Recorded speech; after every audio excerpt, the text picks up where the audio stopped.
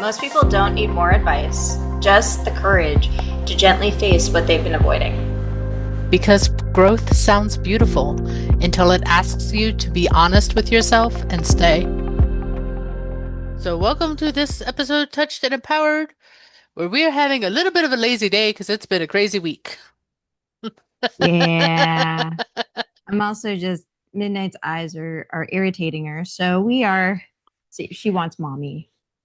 Yes, so we're taking care of the babies this week, Yes. Our babies. our babies, because my baby graduated college this week and is now moving back home, and it's a whole nother set of unique stresses and anxieties. Yeah, I get that. But it's all good. It'll all Okay. work out. Okay. So I wanted to at least ask because this came up in the I forget who it was who did the commencement speak at Austin's Speak. graduation.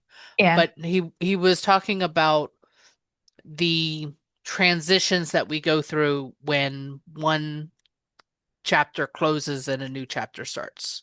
Oh, that's a good one. So like the closing of going to college to now being a full-time adult. But we have these transitions in our life multiple times in our lives that we don't really think about them as transitions. So I thought maybe that might be an interesting conversation today. It's a good conversation because I'm also in the midst, I believe, of a transition again. So, and I actually spoke with somebody who just graduated college as well, and he's Hmm. going through his transition of finding a job. And I think it's a different experience for, finding that first time part-time job while you're still in high school to now finding a full-time job as the adult.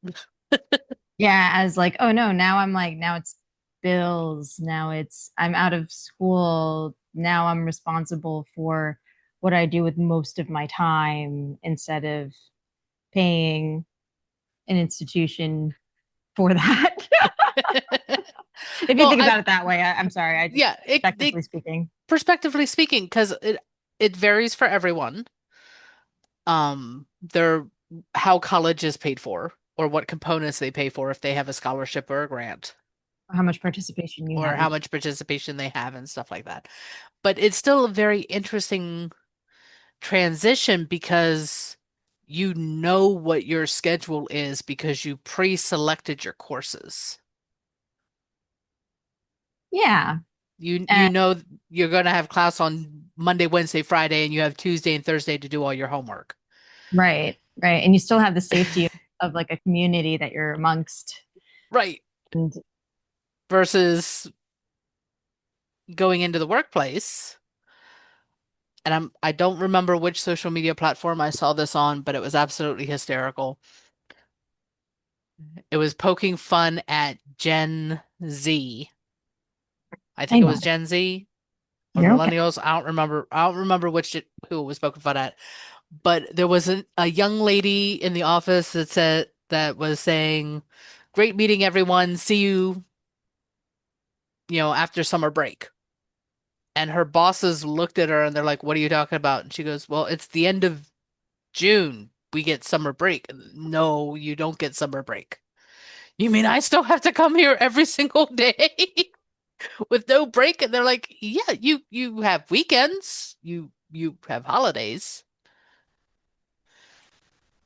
Midnight doesn't like this apparently. She's like, no, I She don't want. doesn't want this conversation. No, she doesn't want the no summers. She wants the summers. That's what Yeah. she. Puppy. I know it's hard. I know, but you have summers, you lucky butt. Yes. Midnight gets to dictate her schedule. My schedule. Oh, Yeah, our schedule. I know. But it's interesting because if conversations are not had in preparation, I mean, I would hate to think that this poor girl's professor never warned them that when you go into the workforce, it's a 9 to 5. She never. It's well, based on her reaction saying, "See you at the end of summer," not realizing that she doesn't get a summer break. It was probably a skit. It probably wasn't real life. That's okay. I hope so because I Because that's just had, wrong. yeah, I also had summer classes, and I always found like, all right, so I know that the transition. I'm going to add some perspective into this. So when I was in college, I remember college being a means to an end. That's what I thought. Like you do college, you get a job. That's kind of like Right. yeah, but like The even the timeline. Yeah. the timeline. And then if you are proactive enough, you get a job before you leave college. Makes sense. And that's kind of how I saw it. So like I was just always working. I think the only difference was I think the first and second year, I was still, I think, I was still trying to figure out what I wanted a job in. Right. Sorry, the dog wants. That's okay. Yep. Up, up. I love you. Up, up. I know. Up, up. My baby. um, Who's very fuzzy in the background right now. right, exactly. Well, you know she's there. Yeah, we do know she's there because she's the black blob in your blurred background. Exactly. Okay, so Sorry, you back were to saying back to means to an end. means to an end. So I thought of it as a means to an end. Don't get me wrong, I enjoyed college for part of what it was worth, some of the community. I did some of the extracurriculars, but all of it was a driving to, okay, I need to have a job when I leave college. Right. That was me. In a field where most people don't get a job out of college, which was communications. You don't normally get one right out of college. And that transition, it wasn't as intensive, I think, because I was already like prepping adulthood. See, Agreement. agreement, prepping adulthood, I think my junior and senior year. Which makes sense. Yeah. I mean, the only thing in comparison that I have is that I was working part-time at the garden center while I was in school, when I was in high school. So when I graduated high school, it was just really easy to switch to full-time work at the garden center. I didn't have to go hunting for a job or anything because I just kind of continued in the family business, so to speak. Okay. Because that was, I mean, it was Uncle Ed's garden center. I ended up marrying into the family, so it became family business for it. So I didn't really have that anxiety at that moment in time in reference to trying to find a job, after completing school, whether it be high school and you go immediately into the workforce or completing college and having to go into the workforce. I'm like staring into the void of what college was for me. And it was good. Don't get me wrong. I had a very, very strong, solid experience in college. And then my transition to adulthood was a little extended, I think, because I was in a postgraduate program right after college that did pay me. Okay. Well, that's It was, nice. yeah, it's like one of those. If you've ever heard of those, like Wells Fargo, or if you've ever seen The Pursuit of Happiness. Okay. Will Smith goes into a program that pays minimum wage at one of the biggest finance firms, right? Right. And it pays minimum wage, but it's only for a year. And then once you graduate, they select one of them for jobs or whatnot, right? Kind of like an internship, but it's a paid internship. It's like a golden headed internship type of thing, except Okay. it's a graduate degree because you have to have graduated from college in order to be in it. Right. And then it was like Harvard Law. Kind of scary. Experiencing it yet because it's a 1.3% acceptance rate. The competitiveness is intensive. So a lot of us that were NBC pages, we didn't really consider it like an internship. Some people could see it as a golden internship or a fellowship. It's more like a More fellowship. like a fellowship, yeah. Yeah, it was definitely more like a fellowship program. And yeah, it was intense, but I was still around my same age group Hmm.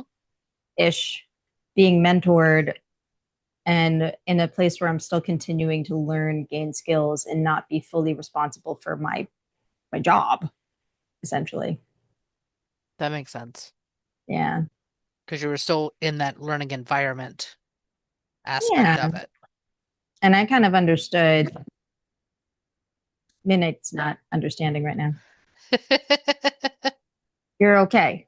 You're okay. I love you. I know. They're done. I know. Look at the tail. Yes, the tail is the only thing visible right now. Up.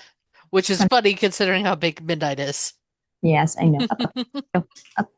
I know. You're okay. I love you. It's fine. You're fine. I forgive you. Now up, up, up, up, come on. Up, up. There you go. Relax. Girl. It's getting better. Um, yeah.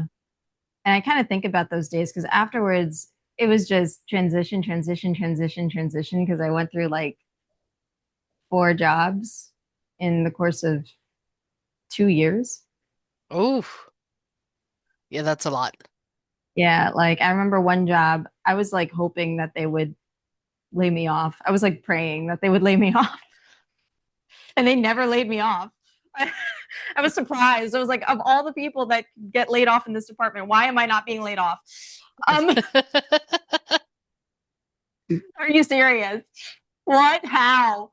So I remember quitting that job, leaving on good terms, then getting fired from 2 jobs afterwards, and then getting hired and staying on at another job for about a year and a half, hoping that I might get. No, I didn't get. I didn't hope I would get laid off. I didn't know what I was doing yet, and I knew that was also a transitionary position too because I thought it was going to be temporary from the beginning. I'd never considered applying for a job that I would have labeled as temporary. Every time I ever applied for a job, I figured this was the job I was going to stay at forever. That's interesting. Yeah, I never did that. I literally was like, okay, I'm learning here. Okay, I'm gonna move. I'm gonna learn here. Okay, I'm gonna learn here. Okay, I'm gonna. This, my one of my bosses told me before the first one Hmm. where I was like, why am I not getting laid off? Apparently, she likes me. She she told me that like the first couple of years of your career, you're gonna have 8 months here, 4 months there, 4 months there, then a year and a half or something, or continue in another position. And I went, that sounds correct. And it was correct. She like foretold my future. That's completely different than what I experienced because I started working at the garden center when I was a teenager. I worked there for 2 years after I graduated before relocating out of state, and I had the same job in Virginia for 5.5 years before moving back to Maryland. So, I mean, all of my jobs have been, I think the shortest job I had as an adult was 2 years. And that was the first job that I got when I moved back to Maryland. I was there for 2 years before I started working for the auto insurance company, and I was there at that job for 14 years. The only small transition jobs that I can recall were ones that I had while I was still in high school, not post graduation. Even postgraduate program too. Like, Well, well, I didn't do a postgraduate program because I didn't do any yeah, kind of colleges or anything else like that. yeah, yeah, yeah. That's So, interesting. Yeah. so very different perspective On mindsets on and mindsets that we had, entering the workforce. yeah, But I also think it has a lot to do with the people who guided us. it does. And also the industries that we jumped into. For True. instance, I was going into TV development and it Hmm. was in entertainment jobs. They are you normally kind of that short unless you get into an executive position and you're there for like 4 or 5 years and you're essentially like more than family. um, Then you become legacy at that point, pretty much. yeah, yeah, exactly.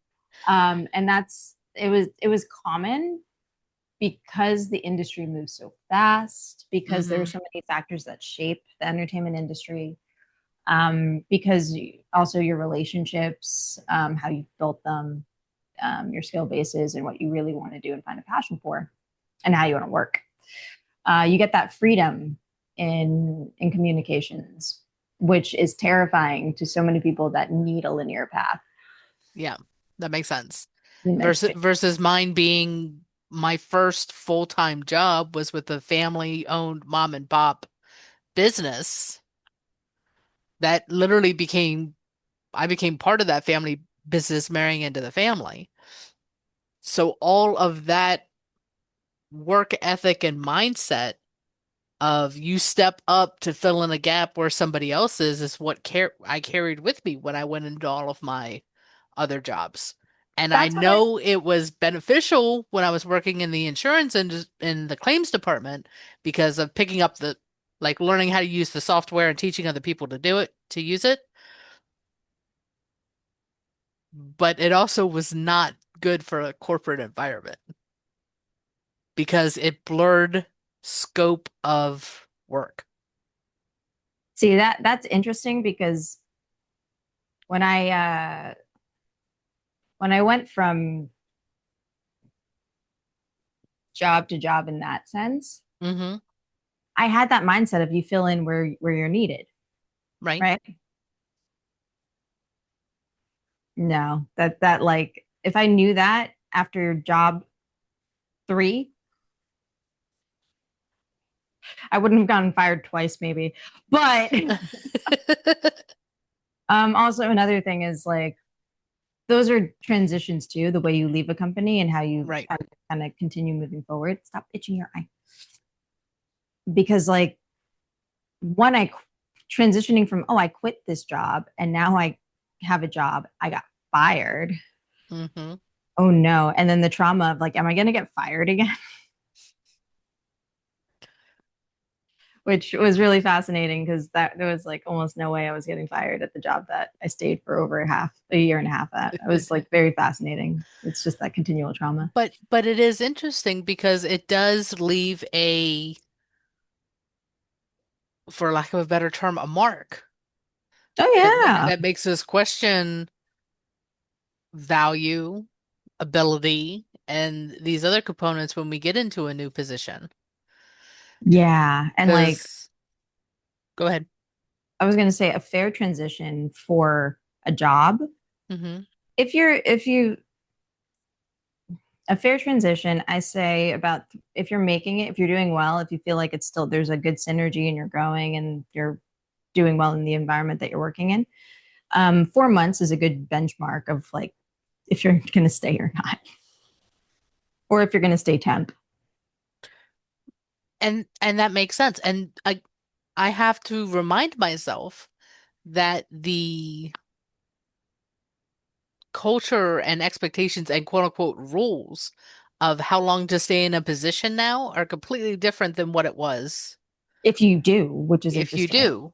There's so many people out there that, well, I'd love to see some research on this. Like, what is the economic job market now? Like, how many people are staying in certain 9 to 5 jobs? How many people are actually working off passive income? Like, what? Because that has completely It changed has after shifted COVID. just so much. It has shifted so much. And also like the 2 weeks notice when you quit a job. I gave 2 months notice at my last job, which was like over was actually was almost 10 years ago. Well, I mean, there was the minimum, you give a minimum of 2 weeks was what I recall Yeah, for it back in the time. Um, but I also know that there are times that that is not reasonable. It's not feasible.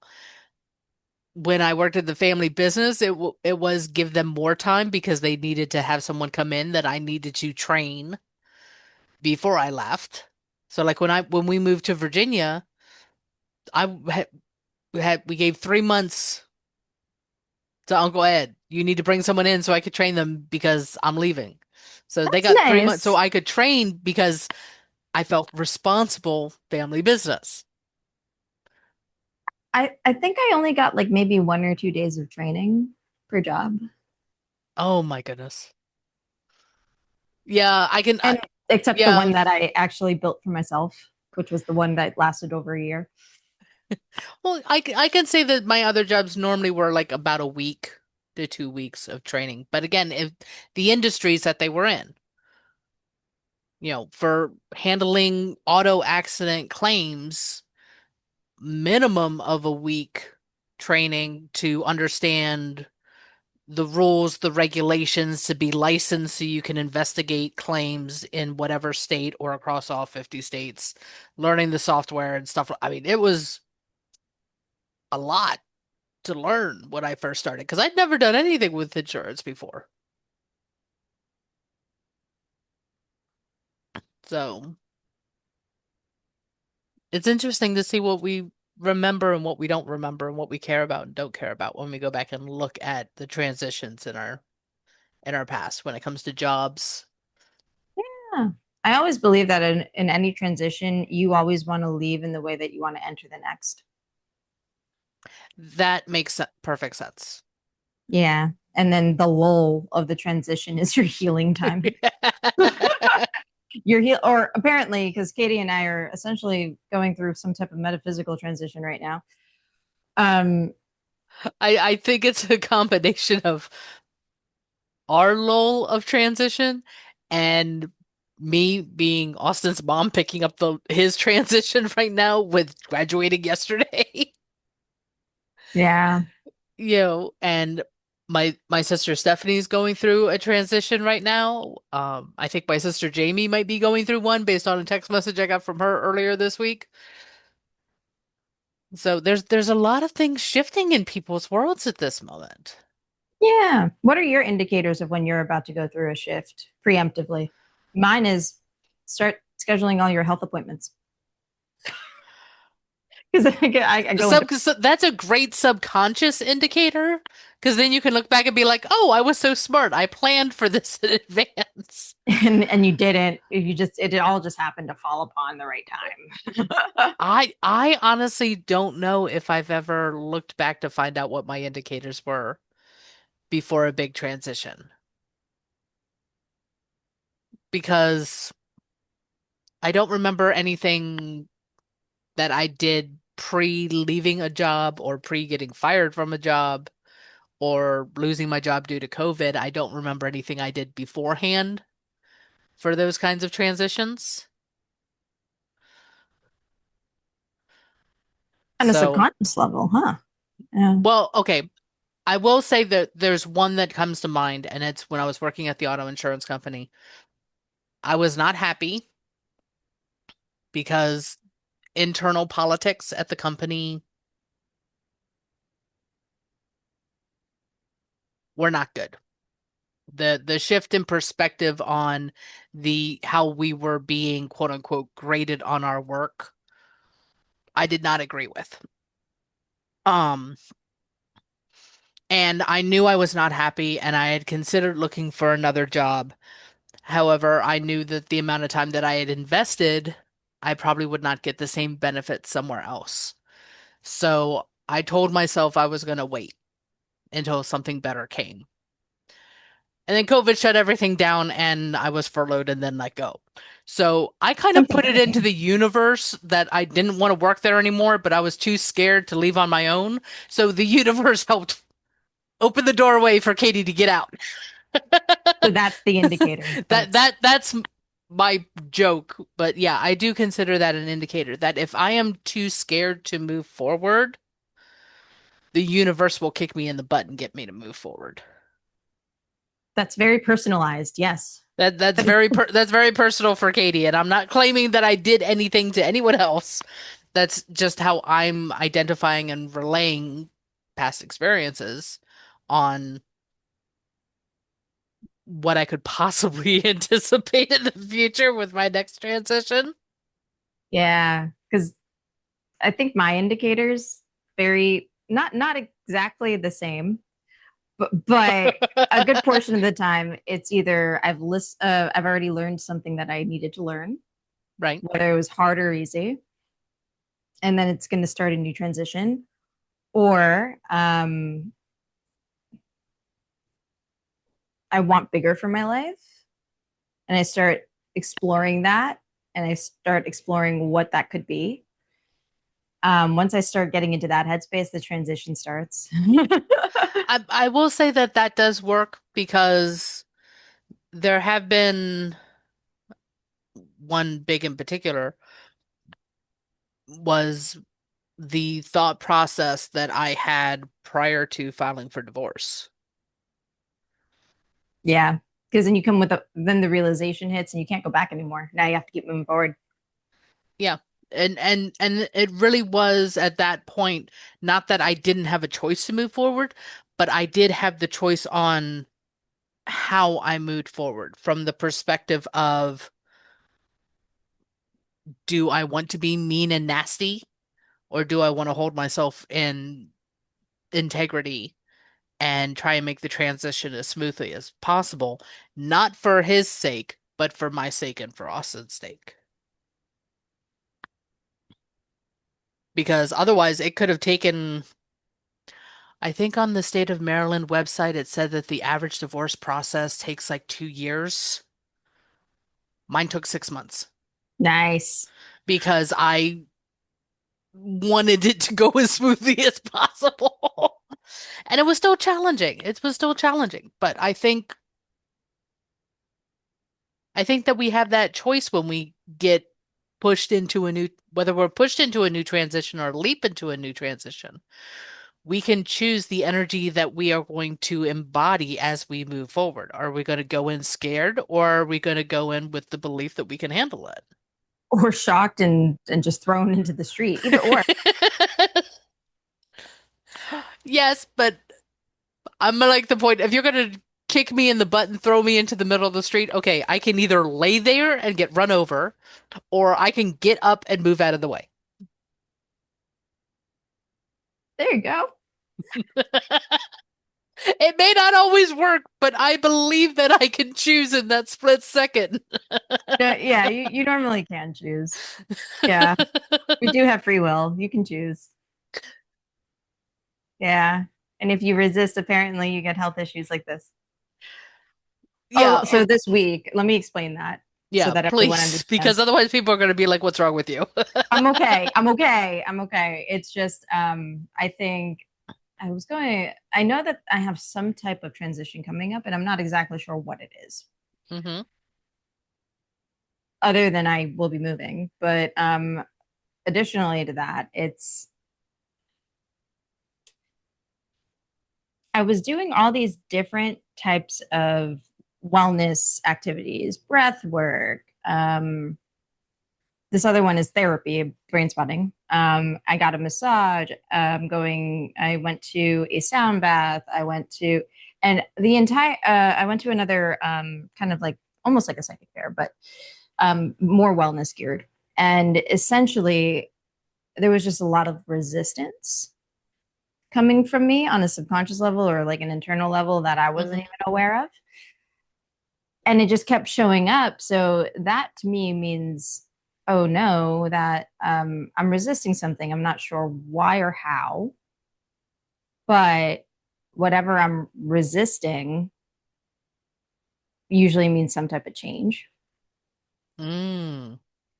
And if I keep resisting, it's going to hurt. Like Yeah. this week, there's something going on with my back right now. Not like it used to be. It used to be really bad, but it's still painful. So I'm going to go to a chiropractor on Friday, on tomorrow, and I'm going for acupuncture today. Like I'm just like in pain. This week I've just been in pain. So I've been treating myself to making sure that we can alleviate or and releasing the pain. And I think on that note, we're done. Thank you. So as Ace's microphone calls it quits for the day, thank you everyone for hanging out with us this week, and we'll see you next time. Bye. Bye, midnight. If this conversation stirred something in you, don't just sit with it, work with it. You can go deeper with us through our sessions, workshops, and community experiences designed to support your growth in real time. All the details are in the show notes, and if this episode resonated, share it with someone who's ready to meet themselves a little more honestly. Until next time, challenge what you believe. Choose who you become.